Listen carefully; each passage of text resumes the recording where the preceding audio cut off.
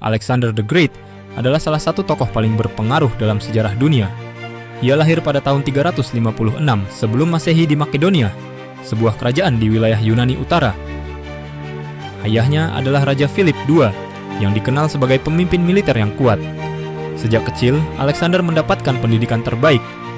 Ia diajar langsung oleh filsuf terkenal, Aristotle, yang membentuk cara berpikirnya dalam strategi, kepemimpinan, dan budaya.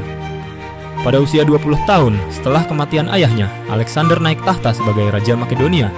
Meskipun usianya masih muda, ia dengan cepat mengkonsolidasikan kekuasaan dan mempersiapkan ekspansi militer.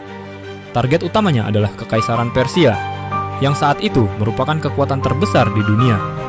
Melalui serangkaian pertempuran penting, seperti di Granicus, Issus, dan Gaugamela, Alexander berhasil mengalahkan pasukan Persia yang jauh lebih besar.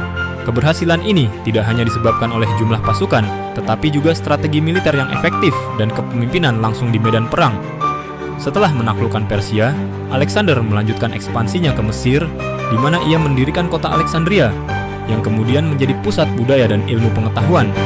Wilayah kekuasaannya terus meluas hingga mencapai Asia Tengah dan sebagian India. Namun, saat berada di India, pasukannya mulai mengalami kelelahan dan menolak untuk melanjutkan ekspedisi. Akhirnya, Alexander memutuskan untuk kembali. Dalam perjalanan pulang ke Babilonia, ia jatuh sakit dan meninggal dunia pada usia 32 tahun.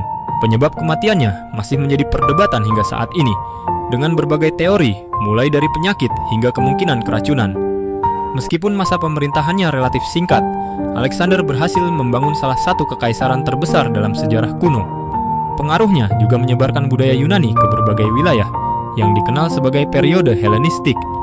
Warisan Alexander tetap bertahan hingga sekarang, baik dalam bidang militer, budaya, maupun sejarah dunia.